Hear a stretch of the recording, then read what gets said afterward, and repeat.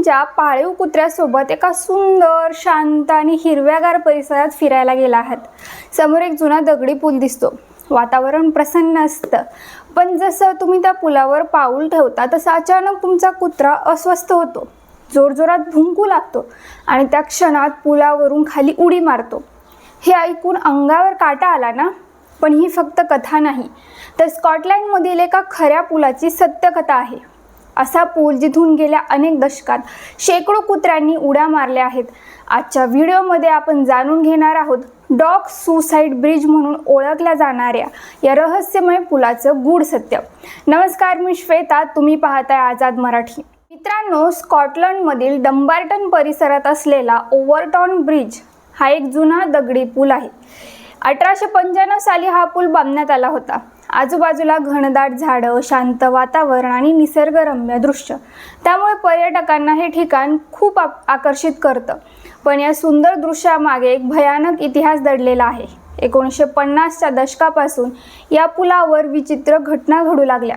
लोक आपल्या पाळीव कुत्र्यांना घेऊन या पुलावरून फिरायला जायचे। सुरुवातीला सगळं सामान्य असायचं, पण पुलाच्या एका विशिष्ट ठिकाणी पोहोचताच कुत्र्यांचा स्वभाव अचानक बदलायचा। ते अस्वस्थ व्हायचे, जोराने ओरडायचे आणि मालकाच्या हातातून सुटून थेट पुलाच्या कड्यावरून खाली उडी मारायचे। या पुलाची उंची जवळपास 50 फूट आहे, त्यामुळे खाली पडल्यावर अनेक कुत्र्यांचा मृत्यू झाला।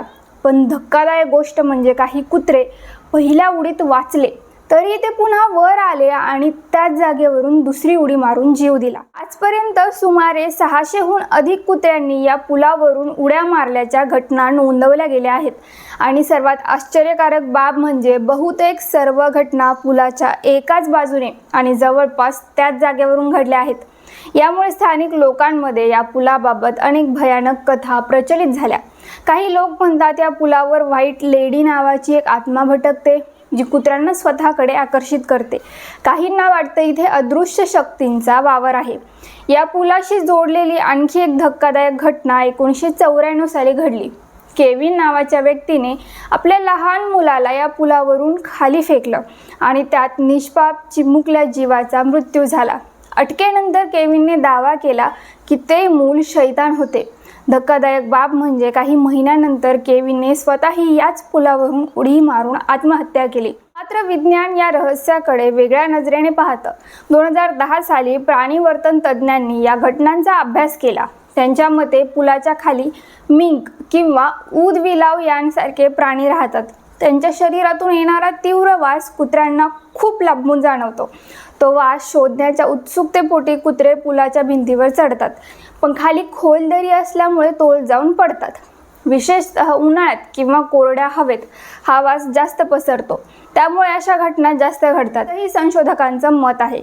पण इथे एक प्रश्न अजूनही कायम आहे, जर फक्त वासच कारण असेल तर कुत्रे एकाच ठिकाणावरून का उड्या मारतात, पुलाच्या दुसऱ्या भागातून का नाही? याचं ठोस उत्तर आजही कुणाकडे नाही। म्हणूनच ओव्हरटॉन ब्रिज आजही जगातील सर्वात रहस्यमय ठिकाणांपैकी एक मानला जातो। इथे पर्यटकांसाठी इशाऱ्याचे बोर्डही लावण्यात आले आहेत, जेणेकरून पाळीव प्राण्यांना सांभाळून आणता येईल। मित्रांनो, तुम्हाला काय वाटतं? हा फक्त विज्ञानाचा खेळ आहे की खरंच या पुलावर काही अदृश्य शक्तींचं गूढ दडलंय?